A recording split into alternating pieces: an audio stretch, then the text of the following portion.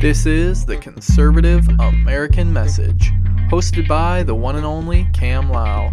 It's Sunday, July 16th, 2023, and you can join me every week for the greatest political commentary known to man. The podcast has seen continual growth, and I want to thank each and every one of you who continue to tune in week after week just to listen to what I think about what's going on in the world. But we could grow even faster if you shared this episode with your friends and family. Whether you have someone specific that would be interested or just share this episode on your story, everything helps. Anyway, let's start off with the quote of the week. Chris Gardner said, "Strong people stand up for themselves, stronger people stand up for others." The Miss Universe competition is going to look a little manly this year. That's because the Netherlands have selected a Mr. to represent their country. If there was one country that was going to do this, I guess the Netherlands would be my first guess, but seriously. A trans dude that thinks he's a girl wins Miss Netherlands and will now be competing for Miss Universe? Sadly, this isn't even the first time that such a thing's happened. Way back in 2012, Miss Canada was a trans dude, and even more recently, Nevada selected a man in their state. Females losing to men in sports is one thing, but imagine being told that a man is more beautiful and feminine than you as a woman. It's complete lunacy. The king of lunatics himself, Joe Biden, was over in Lithuania to meet with other NATO countries as Finland has recently joined the alliance, and things are also in motion for Sweden to join soon. They also stated that Ukraine will not be permitted to join NATO at this time. This is because, obviously, if Ukraine was officially allied with every NATO nation, World War III would immediately break out. So Biden says we'll wait for the end of the war and reassess things. And he assured the press that Ukrainian President Zelensky is totally fine with this decision. He understands that this just isn't the right time, and he's happy as long as he's getting our aid and support from all us NATO countries. But Zelensky's Twitter tells a little bit of a different story.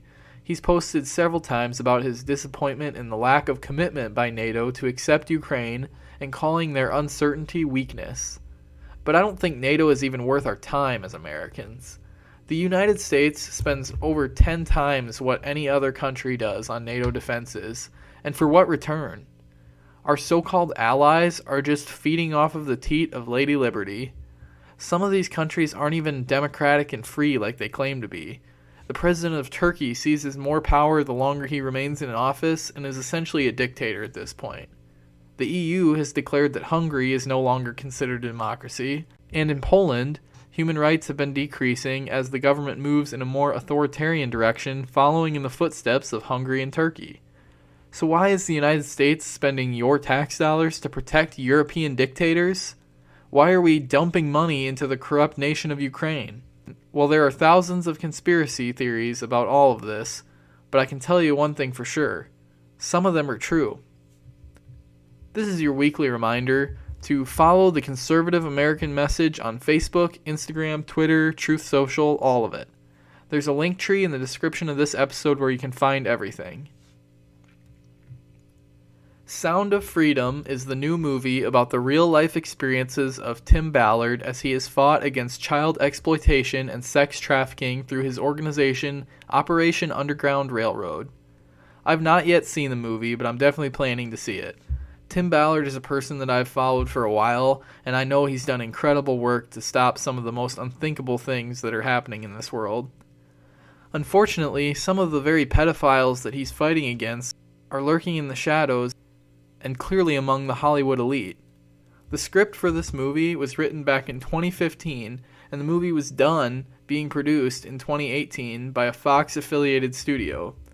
But then shortly after the production came Disney's acquisition of Fox, and they stuck it on the shelf.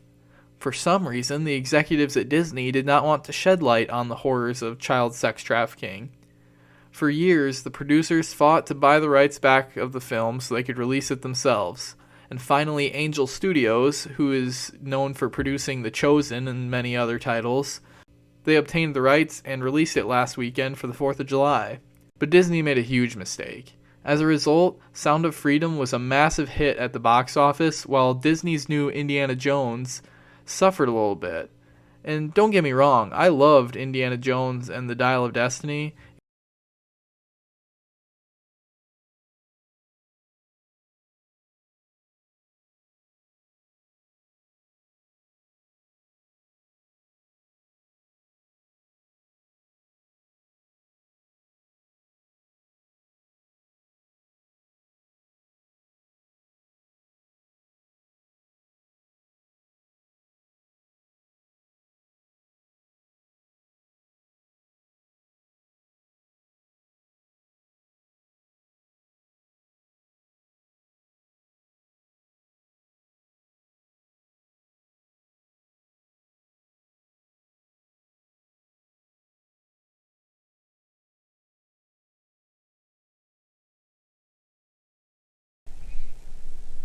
It's an area I care deeply about, have since my time as mayor, as a supervisor, working with then District Attorney Kamala Harris.